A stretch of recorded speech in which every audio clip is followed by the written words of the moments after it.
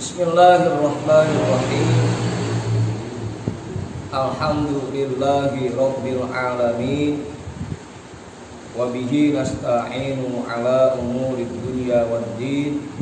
Wassalatu wassalamu ala asyrafil anbiya'i wal mursalin, sayyidina wa habibina wa syafi'ina wa maulana Muhammadin wa ala alihi wa ashabihi ajma'in, amma ba'du.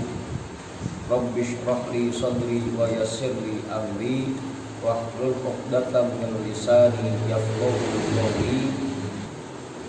Qala al-imam al-muallif rahimahullahu ta'ala wa adama naf'a bihi wa bi 'ulumihi wa bikum fid dharain amin. Al-wazifatul ula, tugas seorang guru yang pertama, asyafaqatu 'alal muta'allim, memiliki kasih sayang kepada orang yang belajar. Memiliki kasih sayang kepada orang yang belajar. Wa ijra'uhu majral waladi, dan memperlakukannya seperti memperlakukan anaknya sendiri. Dan memperlakukannya seperti memperlakukan anaknya sendiri. Liqaulihi sallallahu alaihi wasallam, innama ana lakum kal walidi liwaladihi. Berdasarkan sabda Nabi sallallahu alaihi wasallam, sesungguhnya aku bagi kalian bagaikan seorang bapak, bagaikan orang tua kepada anaknya. Sesungguhnya aku bagi kalian bagaikan orang tua bagi anaknya.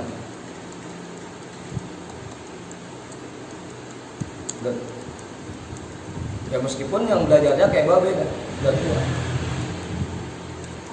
tetap harus diperlakukan seperti anak sendiri. Dan yang belajar juga harus mengakui itu, bahwa gurunya adalah orang tua. Sebagaimana kita menghormati orang tua kita, begitupun kita menghormati guru kita. Jadi orang gurunya menganggap yang belajar sebagai anaknya, dan yang belajar pun menganggap gurunya seperti orang tua.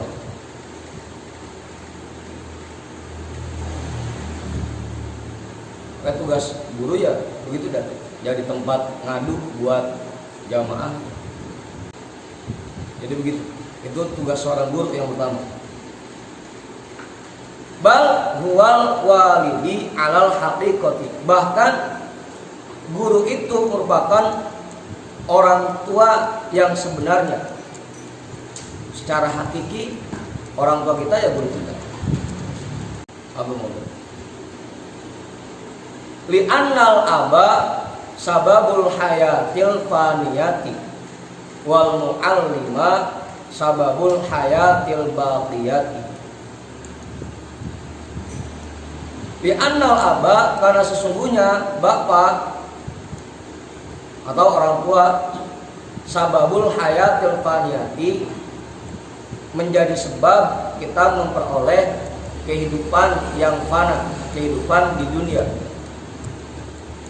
Wal mu'allima sababul hayatil baqiyati, dan guru yang menjadi penyebab kita bisa memperoleh kehidupan yang abadi.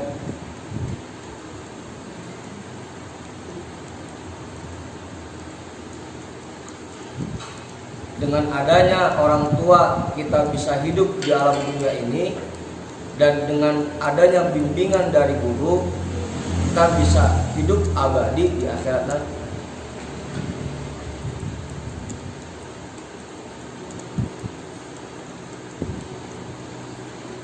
Allah, hati kita bisa hidup. Para orang tua kita bisa punya badan, karena guru hati kita bisa hidup.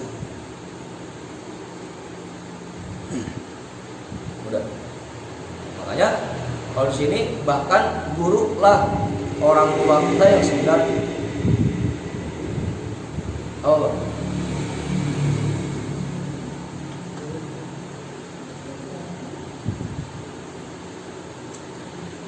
Walidzalika yuqaddamu haqquhu ala haqqil abawaini. Berdasarkan penjelasan yang demikian, maka didahulukan hak guru dibanding hak orang tua.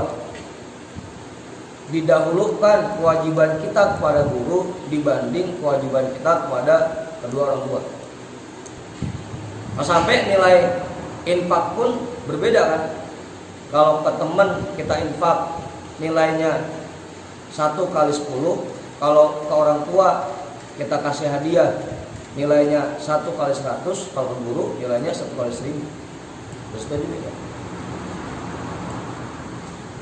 Karena di sini hak guru lebih dikedepankan dibanding hak orang tua.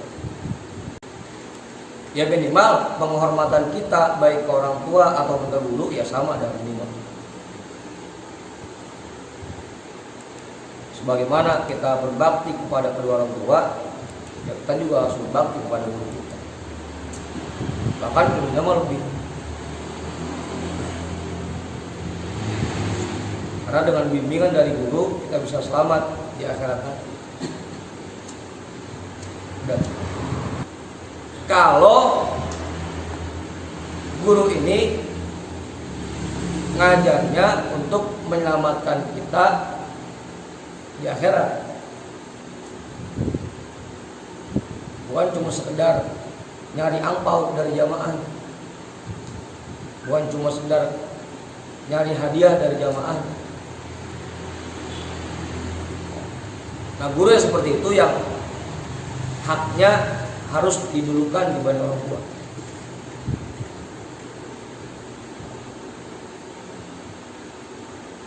Fa amma ta'limu ala qasdid dunya fa huwa halakun wa ihlakun.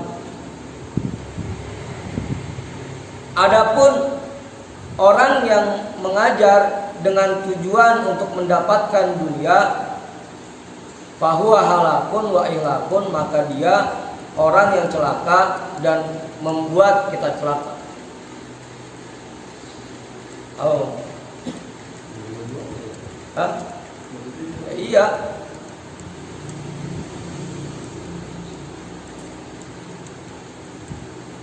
Karena biasanya orang-orang yang seperti ini dia mah masa bodoh, mau itu nanti muridnya di akhirat selamat kayak enggak kayak. Yang penting dia bisa dapat hadiah dari jamaah udah. Kira cuma gitu Pak. Selesai di situ. Yang penting sekali hadir, hadiahnya sekian, mudah bantu jamaah.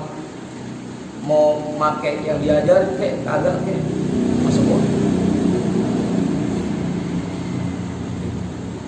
Maka dia mudahnya celaka dan membuat kita yang jadi jamaahnya celaka. Kalau memang yang ngajarnya niatnya seperti membuat meraih keuntungan dunia.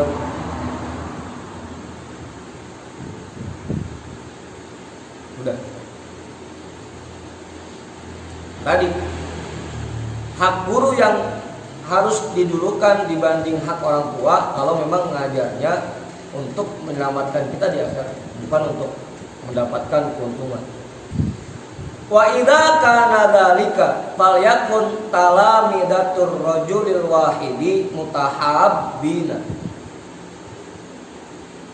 Dan apabila kondisinya seperti itu, kalau memang seorang guru itu merupakan orang tua bagi para murid-muridnya, falyakun talamidatur rajulil wahidi mutahabbina, maka hendaknya murid-murid para jamaah dari seorang guru pun harusnya saling mencintai.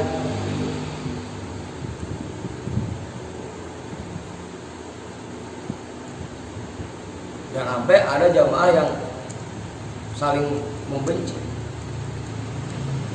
Karena guru merupakan orang tua kita, ya berarti kita sama teman-teman satu majelis ya saudara semua. Anggap aja abang sama adik. Jangan sampai ada yang saling benci, harus saling dukung-mendukung, harus saling dorong-mendorong. Dorong-dorong aja. Harusnya seperti itu, harusnya. Jika memang keadaannya guru itu bagaikan orang tua bagi jamaahnya, bagi orang yang belajar, maka hendaknya orang yang belajar itu saling mencintai sesama teman di majlis, ya harus saling mencintai. Jangan sampai main gede-gedegan, jangan sampai ada permusuhan di antara jamaah. Fa innal ulama'a wa abna al-akhirati musafiruna ilallahi ta'ala wasalikuna ilaihi tariq. Wasalikuna ilaihi tariqa wa dunya wasaniyuha wa syuhuruha manazilut tariqi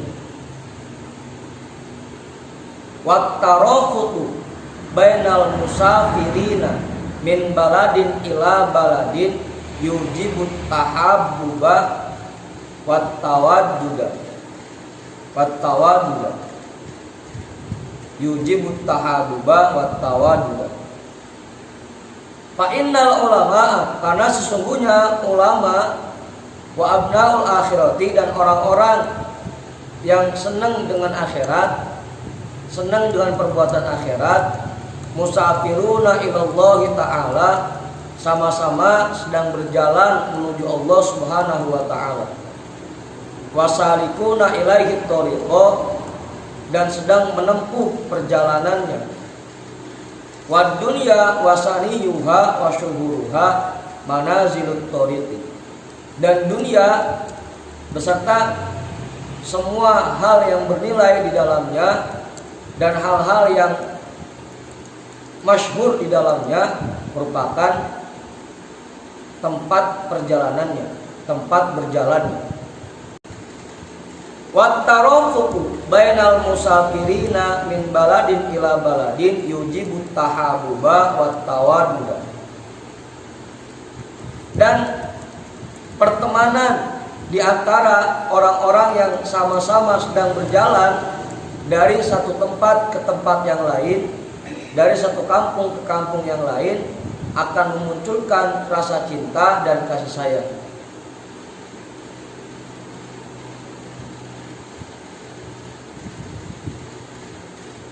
Ya, kita ini sama-sama lagi berjalan menuju Allah, harusnya muncul saling mencintai dan saling menyayangi di antara kita. Kalau ada orang yang di majlisnya malah muncul sifat benci ke teman sesama jamaah, mungkin itu penyebabnya karena niatnya beda,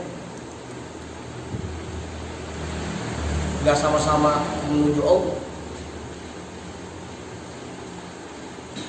Yang bisa membuat munculnya rasa benci kepada teman satu majlis itu karena niatnya berbeda.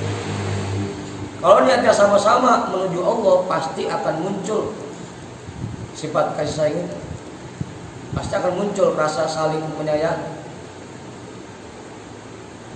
dan ikatannya semakin kuat. Karena niatnya yang berbeda-beda, itu yang muncul, yang akhirnya muncul kebencian. Ada yang niatnya murni, pengen ngaji, ada yang pengen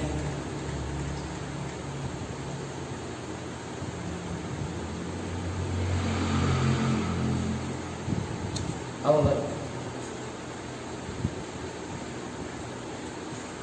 Ada yang pengen kenal sama gurunya,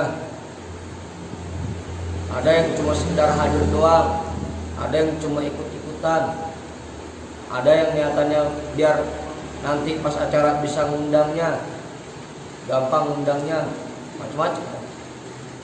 Perbedaan niat itu yang akhirnya memunculkan kebencian. di antara sesama jamaah. Kalau niatnya sama, satu niat semuanya, satu visi, satu misi, satu tujuan, pasti akan muncul ikatan yang kuat dan saling menyayangi.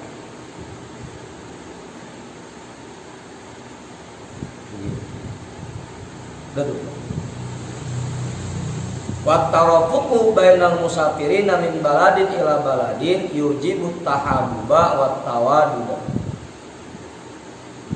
Pertemanan di antara orang yang berjalan dari satu tempat ke tempat yang lain itu akan memunculkan sifat saling mencintai dan saling menyayangi. Jadi kalau masih ada rasa kurang suka di dalam diri kita kepada seseorang di majlis, ya mungkin karena niat kita beda. Ya tinggal dikoreksi aja dah. Kira-kira kita hadir ke majlis ini niat kita apa?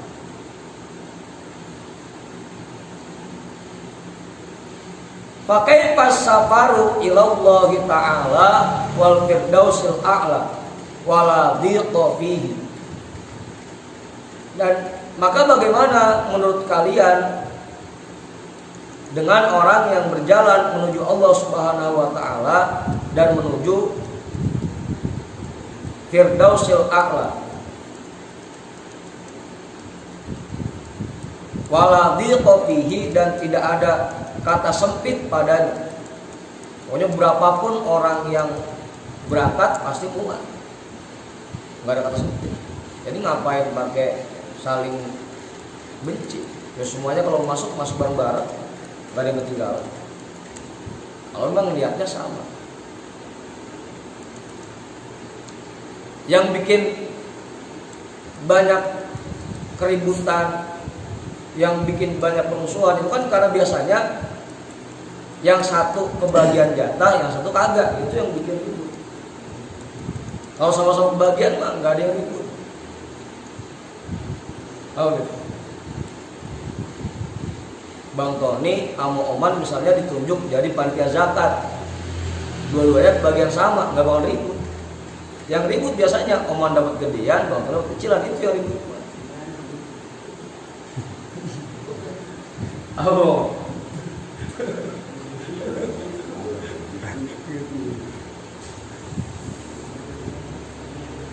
Ya kayak sekarang misalnya banyak bantuan sembako yang dikasihin, yang udah dapat mah anteng-anteng aja, yang ribut banget yang belum bagian. Surga itu luas, nggak ada kata sempitnya, semuanya bisa masuk, nggak pakai takut nggak kebagian jatah, semuanya kebagian, itu bisa masuk semua. Jadi ngapain timbul permusuhan? Nggak bakal muncul kebencian. Kalau semuanya kebagian, apa? Kali kalau dalam perjalanan biasa mah bisa muncul itu. Kalau sama-sama menuju Allah, emang semuanya bisa sampai, ya pasti nggak bakal muncul itu. Nah, kalaupun masih muncul kebencian di antara sesama jamaah, itu mungkin karena niatnya berbeda. Oh, namun biasanya begitu, munculnya sifat hasud, munculnya sifat benci, dendam, itu penyebabnya cuma satu, karena kurang bagiannya.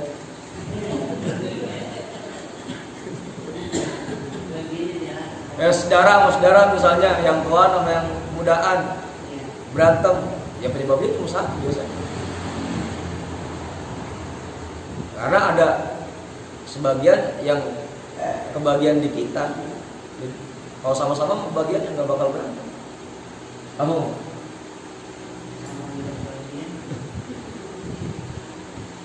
Karena kita juga dulu sering dengar cerita banyak komplotan maling yang akhirnya saling membunuh.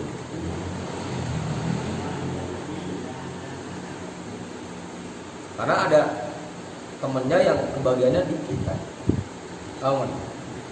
Sekarang pun begitu, sifat hasud itu munculnya biasanya karena kurang jatah.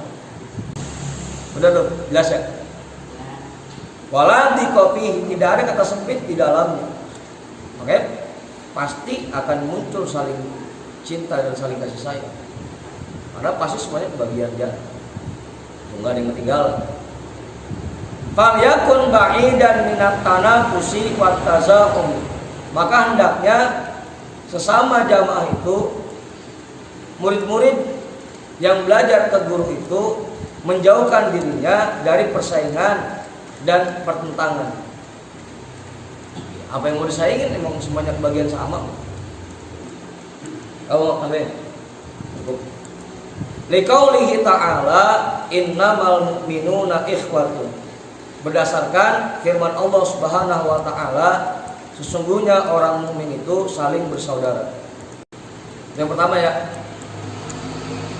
tugas seorang guru yang pertama bersikap kasih sayang kepada orang yang belajar dan menganggapnya bagaikan anak. Begitupun sebaliknya, murid pun, jamaah pun harusnya menganggap gurunya sebagai orang tuanya. Dan sesama jamaah di majlis yang bagaikan saudara. Makanya harusnya saling tolong menolong, saling bantu, saling mencintai dan saling menyayangi. Udah jelas. Contohnya namanya.